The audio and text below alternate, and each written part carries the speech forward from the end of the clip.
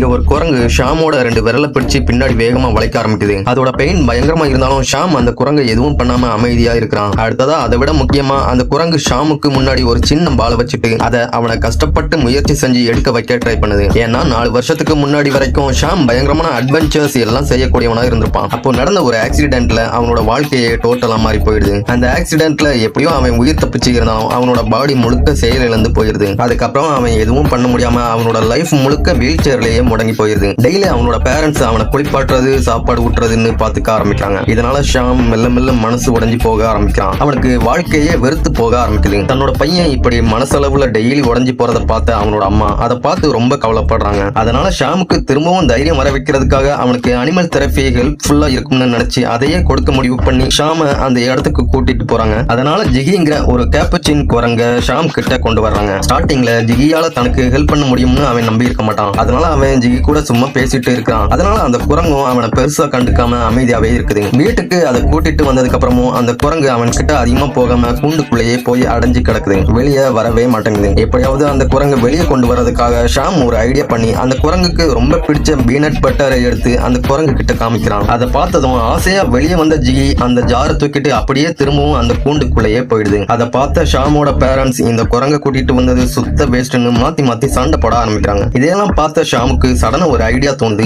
உடனே அவனுக்கு ட்ரீட்மெண்ட்டுக்காக குரங்க கொடுத்து அவனோட ரீஹாப் டாக்டரை வீட்டுக்கு கூப்பிட்டு ஜிகியை திரும்பவும் உங்ககிட்டயே கொடுக்கறதா இருக்கிறேன்னு ஜிகி முன்னாடியே சொல்றான். ஜிகி அதை கேட்டதும் அவன் சொன்னது புரிஞ்ச மாதிரி பயந்து போயிட்டு கூண்டை விட்டு வெளியே வந்துருது. அப்பதான் ஷாமுக்கு பிடிவாதமா இருந்தது குரங்கு இல்ல நான் தான்ங்கிற விஷயம் புரிஞ்சு அவனோட லைஃபை இம்ப்ரூவ் பண்ண முயற்சி செய்ய ஆரம்பிக்கிறான். அன்னையில இருந்து ஜிகியோட பிஹேவியர் டோட்டலா சேஞ்ச் ஆகிருது. இப்படி ஒரு சின்ன குரங்குக்கும் மனுஷனுக்கும் இடையில கிரியேட் ஆன ஒரு உணர்ச்சிகரமான ரிலேஷன்ஷிப்பை பத்தி சொல்ற இந்த படத்தோட நேம் ஜிகி அண்ட் நேட்.